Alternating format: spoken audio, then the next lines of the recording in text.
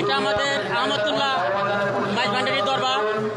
আমরা এখন বর্তমান আয়নার সাগরের সামনে আছি।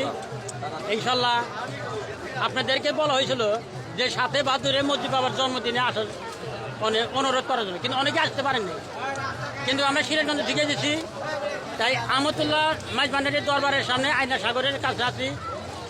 ইনশাল্লাহ আপনার দোয়া করবেন, আমরা দোয়া করবো। আর আমাদের মজিদ বাবা সব জন্য দোয়া করেছে, তার ছেলে মেয়ে যত আছে।